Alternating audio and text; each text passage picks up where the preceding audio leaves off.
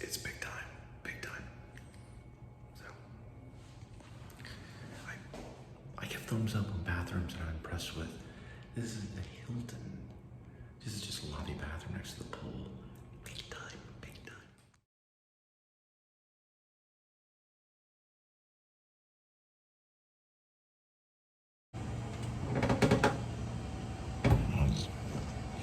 Get this one.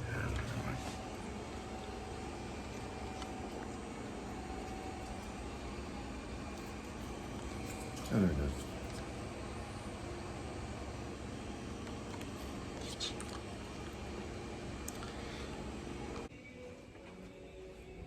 Huh.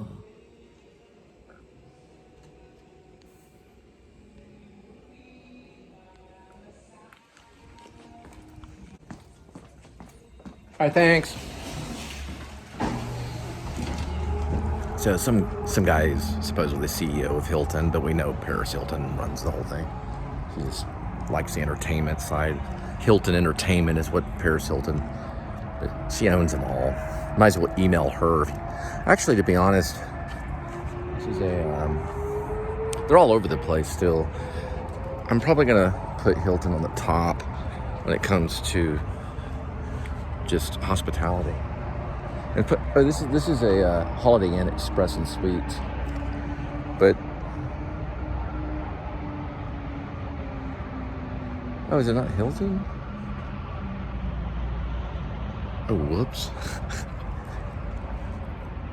I saw the H. Okay, I thought it was the Hilton's over next door. Okay, never mind. Oh, okay, I was wrong. I was wrong on that. It's a Holiday Inn. Still, they're really nice. For some reason, I thought it was in a Hilton. No, that's actually a Holiday Inn. Okay, all right, I got that straight. Oh man, so we're headed back. We had a late night. You got to work hard, you know. That's the thing is that sometimes I think I work a little too hard, but I mean we're in America. It's work, work, work. Anyway, I had a late start today because I got the internet guy coming in the morning. I wrote about all this stuff when I was in Maine, the whole internet person coming over, and you got to meet them. And I lived in Maine for a while. I'm in Texas right now. I don't know if it went through that time. That's weird. Sometimes it goes through the Bluetooth. It just kind of gets through it.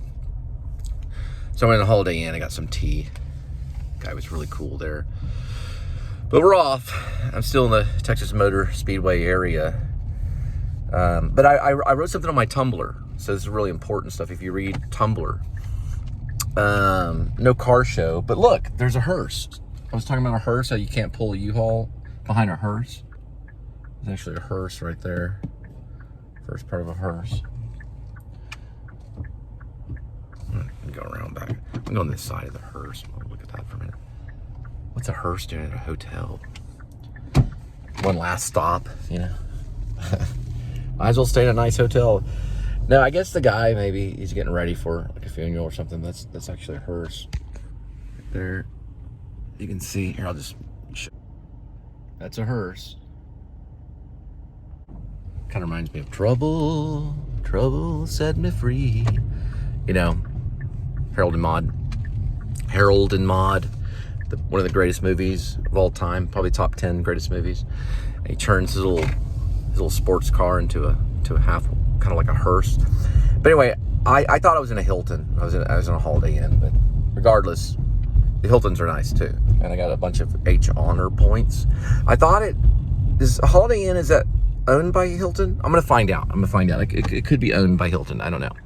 But anyway, regardless, I had to use them for certain things. So the internet people are coming over tomorrow. I switched companies when I left Carrollton and moved to Fort Worth, which is about 20 miles from Buc-ee's, because my central point is Buc-ee's at Texas Motor Speedway, which is right there. You can kind of see it. If you've seen any of my stuff, you know where I'm at right now. One way's Fort Worth, the other way's Denton. So anyway, so I just wanted to check in. It's about 1:36 a.m. the next day, so October 7th. So officially, this would be the October 7th vlog, which you'll get later. I'll tell you the results of internet company. Supposedly it's going to be like late morning, which is the good news is because I got some certain stuff done in their very cozy lobby when I got some tea right here. I was able to get some work done. I've been looking for hotspots, and I wanted to talk to you about, and Tumblr, I made a publication on Tumblr, not really long, but it's about how in the future, they're just going to go ahead and just allow everyone just to have high speed. Now, a lot of apartment complexes, when you get into the apartment complex, it comes with the internet. Not all of them. I mean, the place in Carrollton, the mansions didn't, but they're probably going to look into it. The wiring wasn't so great when I moved in. A Frontier technician had to come in and rewire my unit. He had to what's a hard one? Rewire. He had to wire. There was one wire missing. Took a bunch of technicians coming in. He looked at my computer at the time. I was like, whoa, I was trying to do a feature film at the time. He's like, you got a lot of memory you're accessing. I said, yeah, I do some uploads quite a bit. I like sleep by the computer uploading. Did the same thing when I lived in Fort Worth once before, but this was actually in Carrollton. And finally, after like the third or fourth technician, this genius guy come in and he goes, you're not even wired completely. You only got 2 wires going in this one thing. He pulled everything out. He put the 3 wires in that one unit. And then finally that's how I was able to get so much uploaded so quickly. And I was using a high-speed internet company at the time, where I'm sure somewhere in there was some kind of fiber optic.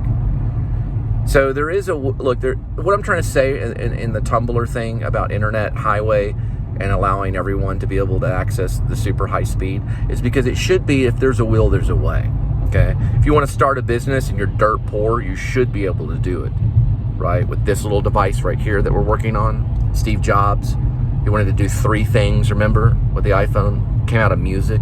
So it was the podcast, iTunes, okay? He wanted people to be able to listen to music. That was the first thing Steve Jobs, he was a big music fan. I think he liked the Beatles, whatever, doesn't matter. But he wanted people to be able to listen to music. Steve Jobs did. He wanted people to have an iPod Shuffle, but he wanted them to have like an iPod Touch kind of thing. That was the first thing. Then he wanted them to have a phone in the same device. And then a pipeline, a way to get onto the internet. Those were the 3 things with the iPhone. It's what every vlogger knows for one way or another, regardless of how they do it, okay? It's part of the makeup of what they are. They understand those 3 things. They understand music. They understand that there is a phone, right? There's communication. And they understand there's a pipeline that goes onto the internet. Once those things are equal among the rich and the poor, you'll find a lot of poor people will wake up one morning and they'll be quite rich, right? Because they realized, wow, I can start a future, on the internet in some way or another. YouTube used to be owned by YouTube only. Now it's owned by Google, which is right there underneath Apple. Then under that, of course, is another big tech, which is Amazon, because they need things mailed to them, especially people like Jordan the Lion, who gets things mailed to him. Okay, that's what I wanted to say, so that we can be fair, right? We want to continue the show in one way or another, so we find ways to do it. Now, in the Tumblr publication, if you go to my Tumblr under Yes Ash Cole, you'll find it right there in the descriptions. I have made a few posts, not a whole lot, but also I made some points about the rich man who gets up, watches a little bit of Netflix maybe, then checks his email occasionally. Maybe he's on like his high speed 500 megabytes per second going up, 500 megabytes per second going down, upload and download.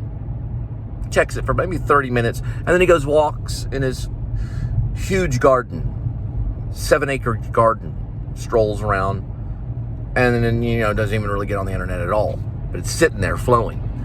That water, okay, that internet, high-speed internet, just like Rome had water for everybody. If you're a Roman citizen, you could find water. That's what made them powerful.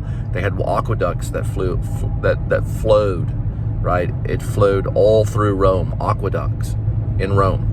We're going to have the same thing with internet. It's going to flow through city to city, no matter if you're in a big city or a small city, if you're in New York City or Fort Worth or Los Angeles or Silicon Valley or, like I said, Fort Worth. You're going to have the ability to just wake up and launch what you need to launch eventually, okay? That's going... See, when a very poor person has very high-speed internet, the rich go, what?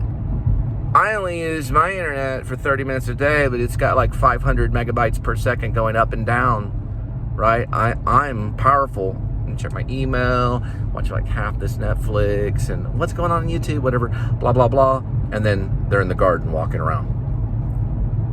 Or whatever. They're in their garage listening to, whatever they listen to, Elton John or whatever it is. But regardless, what I'm trying to say is this. Well, poor people listen to Elton John too. I guess what I'm really trying to say is that I think that we need to share the high speed a little bit better. And really where we need to focus the high-speed internet is in the poverty-stricken places, right? Because they're probably going to need it more than anyone else.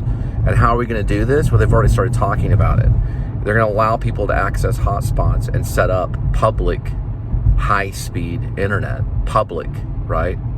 So when you just turn on your device, then you have access to it anywhere. It's going to happen eventually, I promise. And it's going to change. I see utopia. When I was talking about Uber and rideshare, I mentioned utopia way back on my Samsung. I still believe that. I still believe that when you allow people to work online or just to wake up and have a job where they're willing to do something, like, sure, I'll do rideshare today and make $300. Crime's going to go way, way down. If you allow the poor to make good money quick, crime is going to shoot way down. COVID will vanish when we allow high-speed internet for the poor. When we allow high-speed internet for any poor family, and we allow them to have the information and access to that kind of stuff, which we need to work on it immediately, COVID's just going to go away. Corona will vanish immediately. We have to share the wealth to destroy the coronavirus. Can the rich get corona? Oh, sure. Can the poor get it? Probably. But if we have the information for everybody where they can access everything and also start their businesses and high speed can go to everyone, I believe that high speed internet is a way to destroy a pandemic. Or not to really destroy a pandemic, but to overcome a pandemic and to destroy the virus. There's some logic in this because you can pass information to people quicker. Doctor appointments can be done for the rich right there on their little portal, their Facebook portal, whatever. I know Facebook is probably going to share. I know Facebook is back online, and I'm happy that they are. This is one thing I was going to say. Because communication and knowing about communication and knowing where things are and all that stuff will destroy any type of evil. Miscommunication is kind of what maybe, I don't know, really say that evil lies in miscommunication because some poetry out there is hard to understand, but meaning what I'm trying to say is that if we're able to communicate, if we're able to reach one another very quickly, then we're going to be able to work better as a team in this war against the virus. So it's an important little message. I'm at about 10 minutes. All right? So that's all I wanted to say about Rome and the internet. Even though Rome is kind of in the past, but what I'm trying to say is Rome had water for everyone, which was a good thing. It's not a bad thing to feed people. And we as a country can work together and say, okay, this poor person needs super speed internet so they can continue doing what they're doing, kind of thing. And we share because we're grown up and we're adults, right? We can share, right? We can share with others. So start rewiring everything. Consider taking a break. Maybe a break.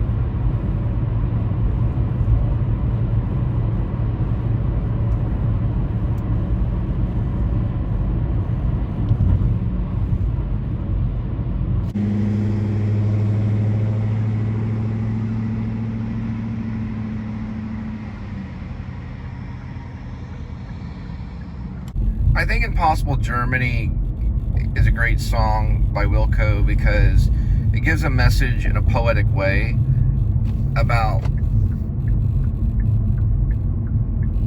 a lot of stuff. And I don't think a song like that can be written just by anybody, but yet it does work as a song. Just want to say that. Still getting stuff in order, you know, not got all the teapots and mugs and ceramic fragile stuff out yet, but I thought about a little project, a second attempt at the cork board, which the first one was fine. Use this little Velcro thing too, so give it a test. Trying to get to the cork board, which made it over here. Went through a few more boxes. I was going to do one, but did 3, so a little ahead of schedule on that. And I got to kind of organize this mess right here, which basically are some old school DVD art burners. Thought about maybe getting back into old school filmmaking. Got some contracts over there that, you know, I could get some actors aboard eventually. Maybe, but I wanted to do it kind of based in music too. So I'm gonna be working on music as well. These are just notes for the werewolf screenplay. This little turtle I found somewhere. I don't know if my mom brought it to me or what. And of course I got the deck of cards, the Texas one. Which is, if you're in Texas, you gotta have this. And then the old bicycle cards. The thing about these are all the US presidents. So it's everything from George Washington to Obama. So I got it right at the end of the Obama era. So I'll be showing you these later. I think I have vlogged it sometime. I did a card trick to these cards. So it's the US President's cards right here. It's just kind of a little note thing. These are really helpful too. I have near the desk. And of course, pet perks. These are business cards. So trying to see. Last time I lived here, I did bowl. I work for a roofing company. That's what these are, old ones. It's got my information. Don't know if he's still around, but the company here. Whoops. The dude that's my publicist lives out near Round Rock or Austin, but I don't know. Anyway, I'm gonna be putting this stuff up here in just a minute. Oh, and one more thing.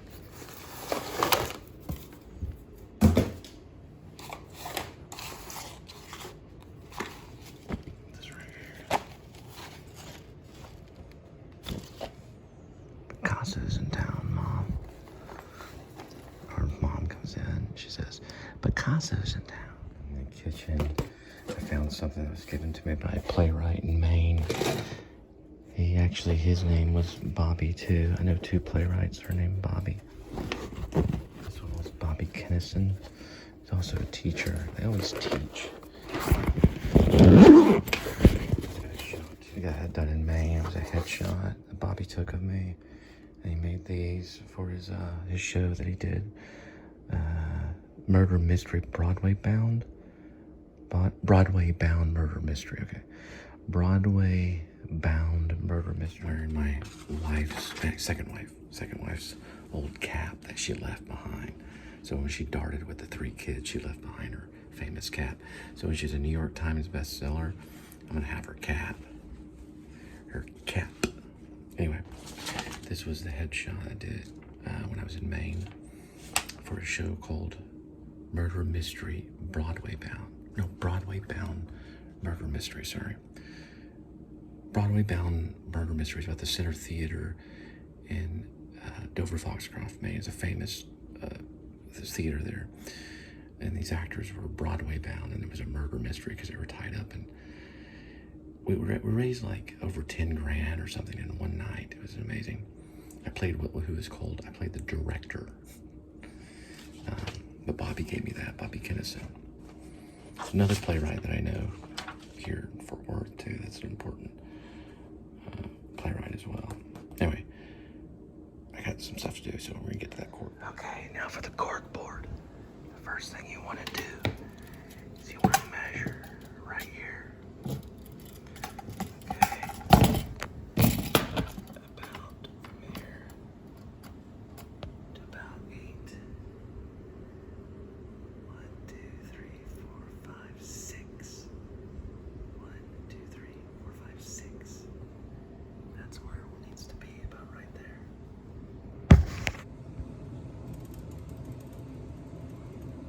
Now you want to mark it right here. Place the 2 marks where you want the cork board.